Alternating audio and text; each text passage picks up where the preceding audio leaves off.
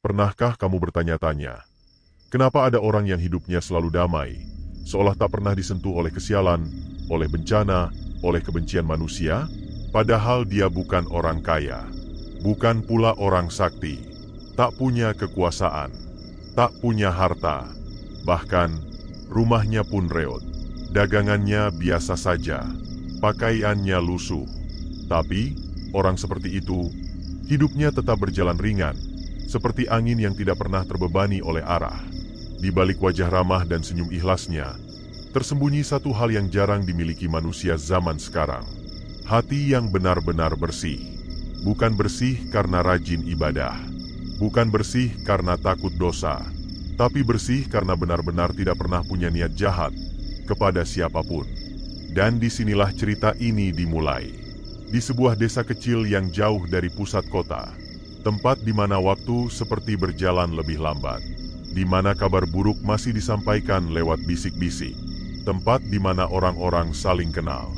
Dan sayangnya, juga saling menyimpan dendam. Di desa itu, ada seorang lelaki tua yang terkenal karena satu hal, gorengannya.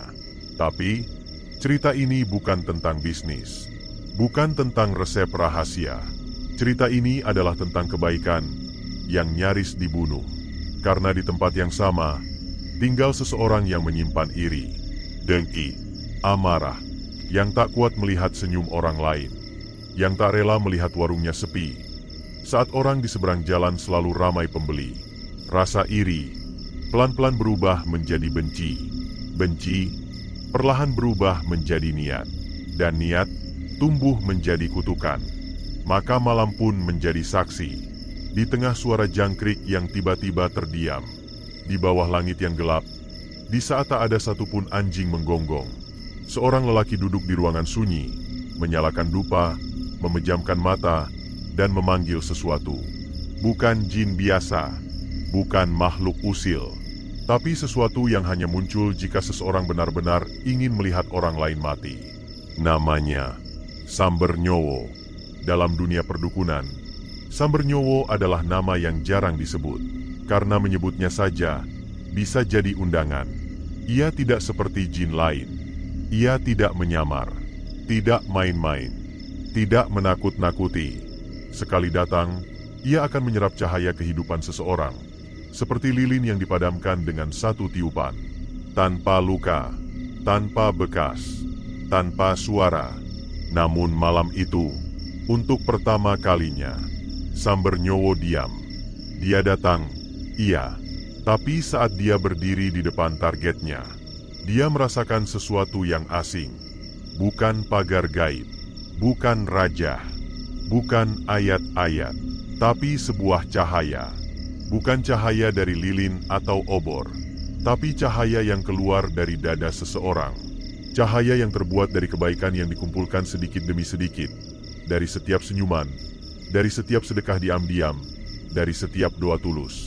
Cahaya itu membutakan matanya, membakar kulitnya, membuat langkahnya berat, dan akhirnya ia pergi, pulang, tanpa menyentuh siapapun.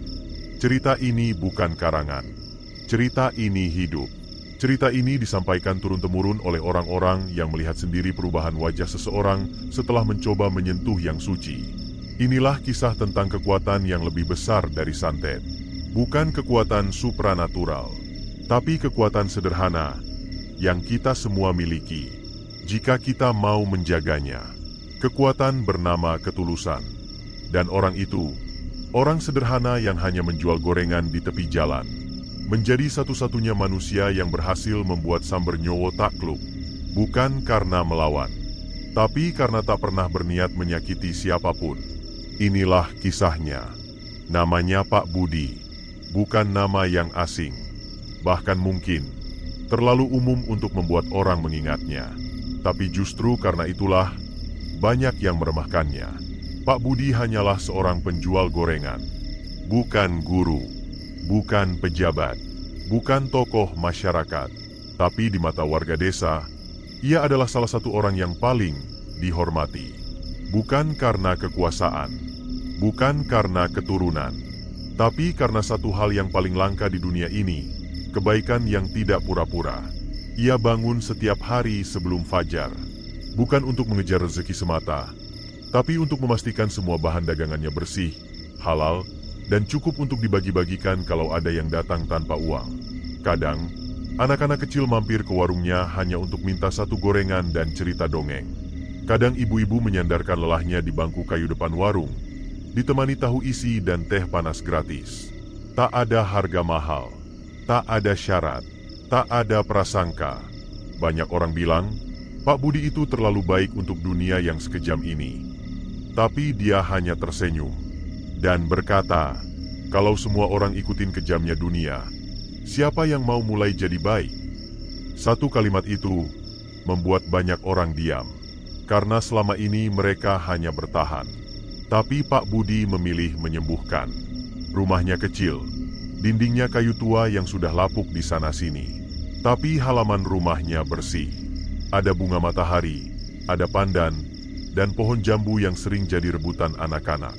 Di depan rumah, ada warung kecil, meja kayu, kompor minyak, dan aroma gorengan yang entah kenapa selalu mengundang bukan cuma rasa lapar, tapi juga rasa nyaman. Tidak ada musik, tidak ada promosi, tapi warung itu tak pernah sepi. Karena semua orang tahu, warung itu bukan hanya tempat makan, tapi tempat berteduh dari kerasnya hidup. Tapi seperti semua kisah yang terlalu damai, selalu ada bayangan yang mengintai dari sudut yang tak terlihat. Di seberang jalan, hanya beberapa meter dari warung Pak Budi, ada warung lain. Warung milik Pak Salim. Dulu, warung itu ramai. Orang-orang suka bakso bakarnya, suka bumbu rahasianya. Tapi sejak warung Pak Budi berdiri, pembeli mulai pindah. Bukan karena gorengan lebih enak, tapi karena suasananya beda. Warung Salim tuh banyak aturan, kata warga. Kalau nggak beli banyak, dimarahin. Kalau anak kecil main ke sana, dibentak. Perlahan, warung itu sepi, dan Pak Salim mulai merasa ditinggalkan. Tapi yang tak bisa ia terima adalah satu hal.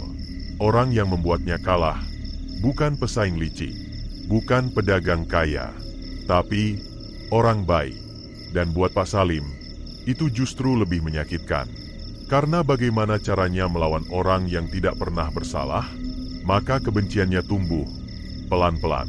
Seperti api kecil di dalam sekam, tak terlihat, tapi terus membakar dari dalam.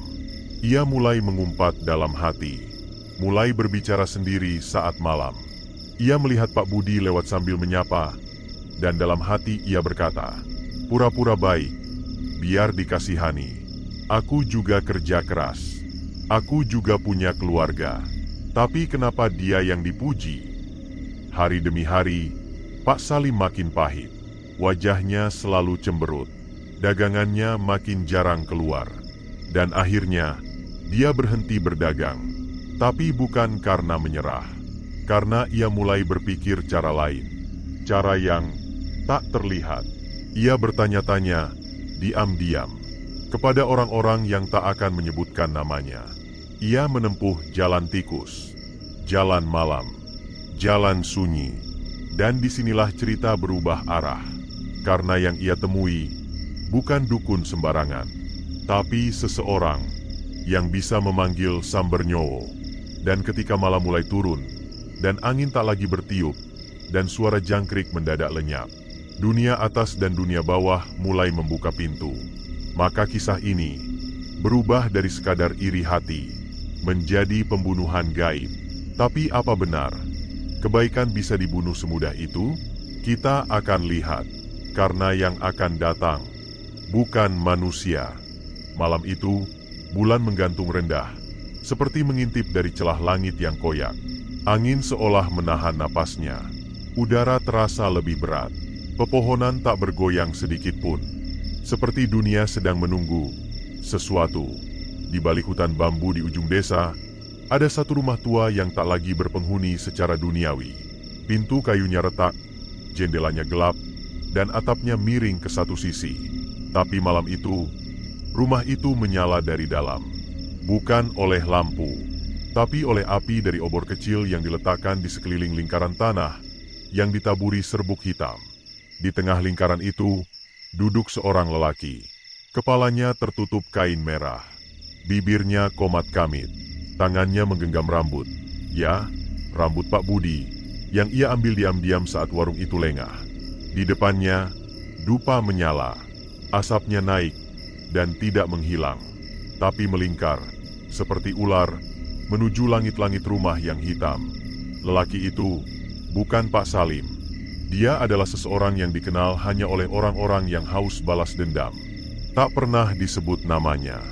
Tak ada yang tahu rumahnya. Tapi setiap dendam di desa-desa sekitar pernah melewati tangannya. Dan malam itu, dia memanggil Sambernyowo. Pemanggilan itu bukan ritual biasa. Tidak cukup dengan darah ayam atau kemenyan.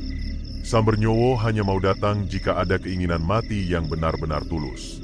Maka Pak Salim, yang berdiri di sudut ruangan, diminta mengucapkan kata-kata yang tak pernah boleh diucapkan sembarangan. Aku tidak butuh dia hidup lagi. Ambil nyawanya. Sekarang. Dan saat kalimat itu keluar dari mulutnya, api di sekeliling lingkaran menyala tinggi. Asap mengepul, tebal, tapi bukan hitam. Warna asap itu merah darah. Dari dalam asap itu, terdengar suara berat. Suara seperti tanah yang retak. Seperti tulang yang dihancurkan perlahan. Siapa yang kau tunjuk? Dingin langsung menyebar. Napas terasa membeku. Api tidak lagi hangat. Lelaki berkain merah mengangguk pada Pak Salim. Dan dengan gemetar, Pak Salim meletakkan rambut Pak Budi di tengah lingkaran. Lelaki itu lalu mengambil belati kecil, menyayat jari Pak Salim. Darah menetes ke rambut itu. Dan seketika, dunia seperti berhenti. Tidak ada suara, tidak ada angin, tidak ada waktu. Hanya satu makhluk yang berdiri dari dalam lingkaran. Tingginya 2 meter, tubuhnya kurus. Tapi bukan karena tulang, tapi karena dibalut kain hitam kotor yang menempel di tubuh seperti kulit kedua. Wajahnya tidak berbentuk manusia, seperti arang yang belum padam, seperti kayu terbakar yang masih berasap. Tapi dari kedua lubang matanya, ada cahaya merah yang tidak berkedip. Dia tidak berbicara, hanya berdiri. Dan entah dari mana, tanah di bawahnya mulai menghitam, mengering, membelah. Lelaki berkain merah menunduk. Datanglah Sambernyowo, yang kundang dengan darah, yang kutebus dengan dendam. Pak Salim hanya bisa menatap makhluk itu. Matanya membelalak, tapi lidahnya tak bisa lagi berkata. Ia sudah terlanjur masuk ke dunia yang tak mengenal pintu keluar. Dan begitu Sambernyowo mengangkat tangannya, bayangan dirinya bergerak, padahal tubuhnya tidak. Karena Sambernyowo tidak berjalan seperti manusia. Ia meluncur. Dan malam itu, ia berangkat menuju rumah Pak Budi untuk mencabut nyawa. Tapi yang tidak ia tahu adalah, kali ini, tugasnya tidak akan berjalan seperti biasa. Karena yang akan ia datangi, bukan orang biasa, tapi seseorang yang telah membangun benteng tak kasat mata. Benteng dari kebaikan. Langit malam seperti pecah oleh kehadiran yang tidak semestinya. Jam dinding di rumah Pak Budi berhenti berdetak. Kucing di bawah kolong meja mendadak menghilang. Lampu minyak tiba-tiba padam, meski tak ada angin. Dan Pak Budi, yang biasanya tertidur setelah sholat Isya, malam itu terbangun. Bukan karena suara, bukan karena firasat, tapi karena udara berubah. Rasanya seperti berdiri di depan liang kubur yang terbuka. Ia bangkit dari ranjang, duduk sejenak, mendekap tubuh sendiri, lalu memandang ke jendela kayu yang terbuka sedikit. Di luar, pohon jambu tak lagi bergoyang, tapi bayangan di bawah pohon itu bergerak. Tidak seperti manusia, tidak berjalan, tapi mengambang. Dan Pak Budi tahu, itu bukan pencuri. Sementara itu, Sambernyowo berdiri di pekarangan. Matanya merah membara, tapi bukan karena marah, tapi karena bingung. Karena setiap kali ia mencoba melangkah, tanah di sekitar rumah ini menolak. Ya, tanah itu menolak dia masuk. Padahal ia telah mencabut ratusan nyawa, dari orang kaya sampai bayi merah. Ia pernah masuk rumah yang dipenuhi doa, pernah menembus rumah kiai, rumah pemabuk, rumah pendosa. Tapi rumah ini berbeda.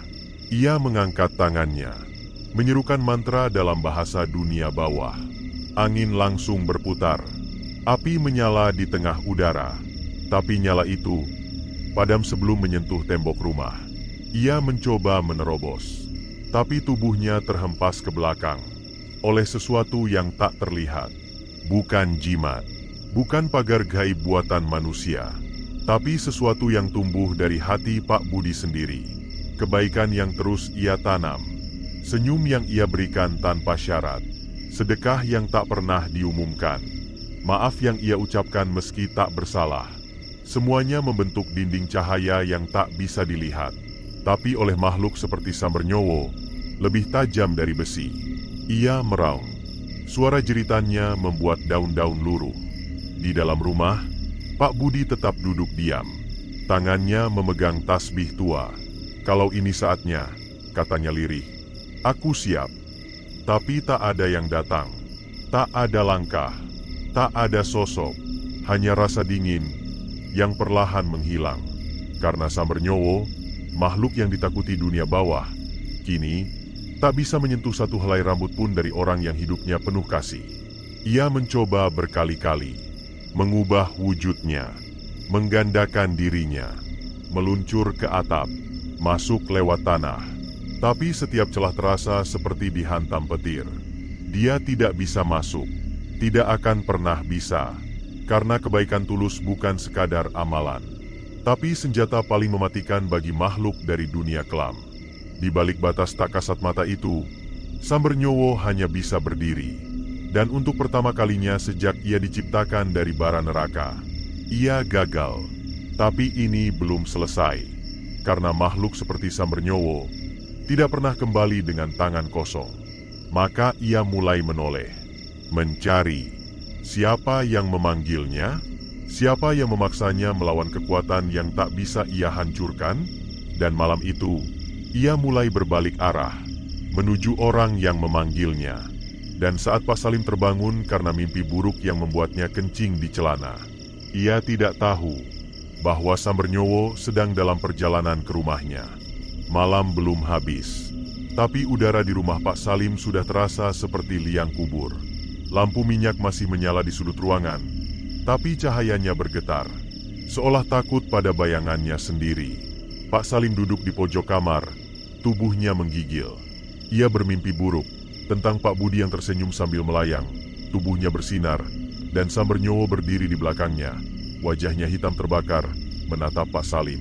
Mimpi itu membuatnya terbangun dengan peluh dingin, dada sesak, dan rasa takut yang menggigit tulangnya. Cuma mimpi, bisiknya. Cuma mimpi. Tapi mimpinya tidak selesai, karena pintu kamarnya terbuka sendiri. Tidak ada angin, tidak ada tangan, tapi pintu itu bergerak perlahan, seperti ada yang masuk. Di lantai, bayangan mulai muncul, bukan dari arah cahaya, tapi melawan arah cahaya. Bayangan itu membesar, membesar, sampai memenuhi dinding. Dan di dalam keheningan, terdengar detakan. Bukan detak jantung, tapi detak langkah dari dunia yang lain. Sambernyowo datang. Tapi kali ini, bukan sebagai pelayan. Ia datang sebagai makhluk yang dikhianati. Kau berani panggil aku untuk gagal? Suaranya tidak keluar dari mulut, tapi langsung muncul di kepala Pak Salim. Seperti petir yang meledak dalam batok kepala. Kau beri aku target yang tak bisa disentuh, dan kau pikir aku akan kembali diam. Pak Salim mencoba berdiri, tapi kakinya lumpuh. Bibirnya gemetar membaca doa, tapi lidahnya terasa seperti batu. Karena tidak ada doa yang bekerja saat ketakutanmu lebih besar dari imannya. Sambernyowo mendekat. Tubuhnya tidak bergerak cepat, tapi bayangannya melesat seperti kabut hitam. Setiap langkah yang ia ambil, lantai kayu membusuk, dinding berjamur, cermin retak. Dan ketika ia sampai di depan Pak Salim, ia tidak bicara, tapi menyentuhkan satu jarinya ke kening Pak Salim. Dan detik itu juga, waktu membeku. Dunia menjadi sunyi. Tapi dalam kepala Pak Salim, 1000 suara berteriak. Suara-suara orang yang ia sakiti. Anak kecil yang ia usir dari masjid karena kotor. Tetangga yang ia ejek karena miskin. Istri yang ia bentak karena masakan kurang asin. Semua suara itu muncul bersamaan. Menyerang hatinya. Membakar pikirannya. Rasakan, kata Sambernyowo.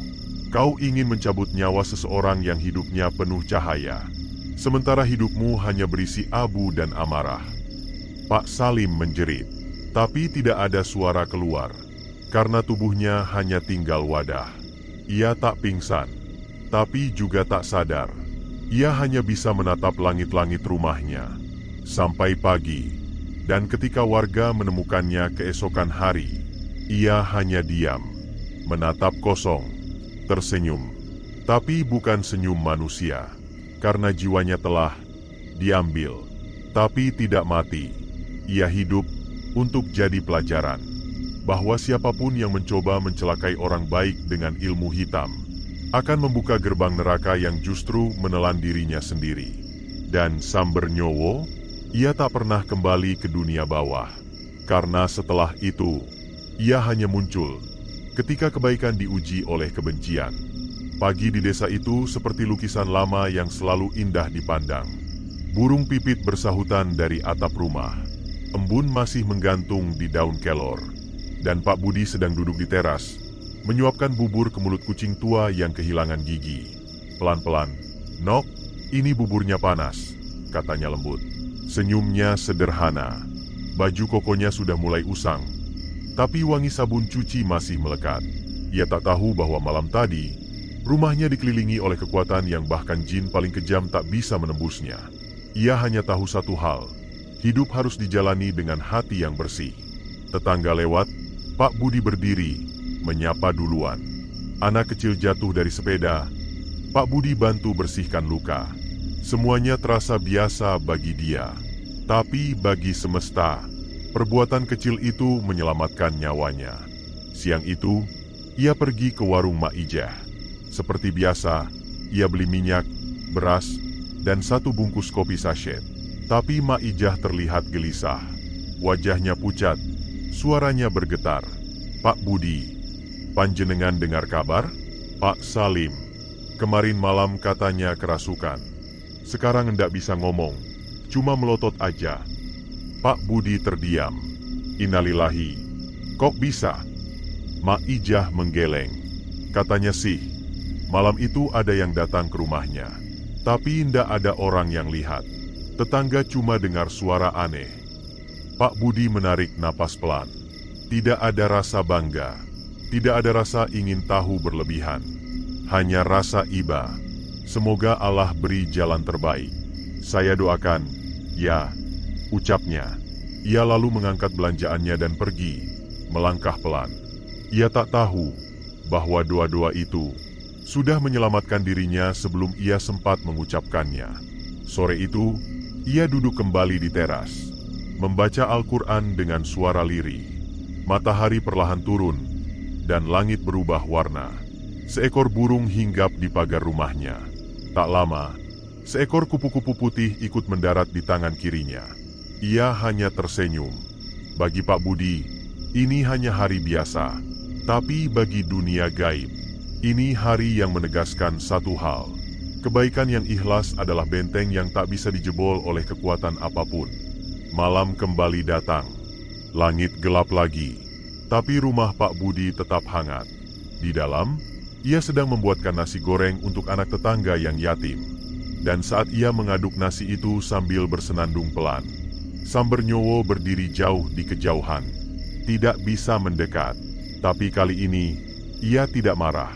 Ia hanya menatap dan membungkuk sedikit. Seperti jin yang mengerti bahwa manusia seperti Pak Budi bukan untuk disakiti, tapi untuk dijaga dari kejauhan, dalam diam.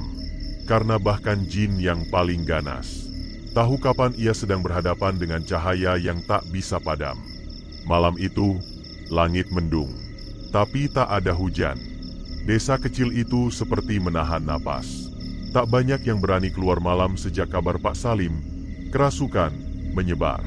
Tapi bukan kerasukan biasa. Bukan jerit-jerit atau muntah paku seperti di sinetron. Pak Salim hanya diam. Duduk di pojok rumah. Menatap satu titik. Tak makan. Tak bicara. Hanya bibirnya terkadang tersenyum. Kadang menangis sendiri. Seperti sedang melihat sesuatu yang hanya bisa dilihat oleh orang yang sudah kehilangan pegangan hidup. Di belakang rumah, pohon mangga tua bergoyang sendiri. Dan kadang-kadang terdengar suara berat. Masih kau simpan bencimu, manusia. Tapi suara itu tak bisa direkam. Tak bisa ditunjukkan. Karena itu bukan untuk dibuktikan. Itu hanya untuk didengar oleh mereka yang pernah memanggil kegelapan dan lupa cara memadamkannya. Sementara itu, di masjid desa, Pak Budi duduk di pojok saf. Setelah Isya, ia membaca surat Yasin, seperti biasa. Di sampingnya, anak-anak kecil tertidur. Beberapa remaja saling bercanda. Dan dia tetap dengan wajah teduh dan suara lirih. Beberapa orang datang menghampiri, bertanya padanya tentang Pak Salim. Pak, katanya dulu sampean sempat berselisih sama beliau. Pak Budi hanya tersenyum kecil. Namanya manusia, pasti pernah punya beda pendapat. Tapi saya ndak pernah simpan dendam. Lagi pula, siapa saya sampai mau membalas orang? Salah satu remaja yang ikut mendengar, menunduk. Berarti benar ya, Pak, kebaikan itu bisa nolak bala. Pak Budi tak langsung menjawab.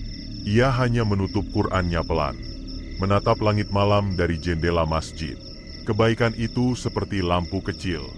Mungkin tidak bisa menerangi seluruh dunia, tapi cukup untuk menakuti kegelapan yang ada di sekeliling kita. Anak-anak diam, dan di kejauhan, angin berhembus pelan. Di rumah Pak Salim, seorang ustaz dipanggil untuk membacakan doa. Tapi setiap kali ayat dilantunkan, tubuh Pak Salim bergetar, lalu tertawa. Bukan tawa manusia, tapi tawa yang tidak berasal dari mulutnya. Terlambat. Itu kata yang berulang-ulang terdengar. Terlambat, kau panggil aku, lalu menyalahkan aku, padahal niatmu lah yang membawaku. Ustaz berhenti membaca, menatap Pak Salim, lalu menatap keluarganya. Apa yang kalian minta padanya? Keluarga saling menatap, tapi tak ada yang bicara, karena mereka tahu, ini bukan lagi urusan jin. Ini soal niat manusia, tentang kebencian yang dipelihara, tentang dengki yang disiram setiap hari, dan kini tumbuh menjadi pohon yang akarnya menjerat diri sendiri. Malam itu berakhir tanpa solusi. Pak Salim masih diam. Sambernyowo tak muncul lagi. Tapi pelajaran telah ditulis jelas di angin malam, bahwa manusia yang membenci akan selalu menemukan jalan untuk celaka. Tapi manusia yang memaafkan, bahkan tak sadar bahwa dunia sedang berusaha menjaganya. 3 bulan telah berlalu. Desa kecil itu perlahan kembali tenang. Pak Salim kini hanya nama yang disebut dengan lirih. Ia masih hidup, tapi jiwanya seperti dikurung dalam tubuh yang tak lagi bisa bicara. Dokter bilang, stroke berat. Tapi orang-orang tahu, ini bukan urusan medis. Ia duduk setiap hari di kursi kayu tua, menatap kosong ke arah rumah Pak Budi. Tidak pernah bicara, tidak pernah menangis. Tapi sesekali, bibirnya bergerak. Maaf. Tapi tak pernah terdengar jelas. Seperti ada yang menahan. Dan setiap malam, saat jam menunjukkan pukul 02.33, angin dingin menyusup ke jendela rumahnya. Orang bilang, itu Sambernyowo, masih mengintai. Tapi bukan untuk membunuh, hanya untuk menjaga perjanjian. Karena meski ia gagal, dunia jin tidak mengenal pengampunan. Sekali kau panggil mereka, kau tidak bisa memutus tali sesuka hati. Di sisi lain desa, Pak Budi tetap hidup seperti biasa, menyiram tanaman, mengantar anak-anak ngaji, membetulkan genteng tetangga. Ia tak tahu, atau mungkin pura-pura tak peduli, bahwa hidupnya pernah ditarget untuk musnah. Ia hanya tahu satu hal, Kalau ada yang datang membawa kegelapan, maka yang bisa menolaknya bukan kekuatan, tapi ketulusan. Suatu malam, Pak Budi bermimpi. Dalam mimpinya, ia berada di hutan yang sangat sunyi. Tak ada suara, tak ada arah. Tapi dari kabut muncul sesosok makhluk tinggi, berjubah hitam, matanya merah menyala. "Kenapa aku tak bisa menyentuhmu?" Suaranya berat, dalam, seperti batu yang bicara. Pak Budi tersenyum. "Karena aku tidak pernah mengundangmu." Sosok itu menunduk, tak marah, tak mengancam, hanya berdiri, seperti penjaga gerbang dunia yang tak jadi dibuka. "Kau manusia aneh," katanya. Lalu ia berbalik dan menghilang ke dalam kabut. Saat Pak Budi terbangun, udara kamar terasa hangat, dan di jendela, seekor burung hantu menatapnya dalam diam. Tapi kali ini, Pak Budi tidak merasa takut. Ia hanya berkata pelan, "Terima kasih." Sementara itu, di pojok rumah kosong tempat Sambernyowo dipanggil pertama kali, tanah di bawah rumah itu retak. Ada suara. Suara yang tak bisa didengar manusia biasa. Tapi kalau kau diam cukup lama dan mendengarkan benar-benar dalam, kau akan dengar bisikan yang sama. Seperti malam pertama ketika perjanjian itu dibuat. "Jangan panggil kami, kalau hati kalian sendiri lebih gelap dari kami."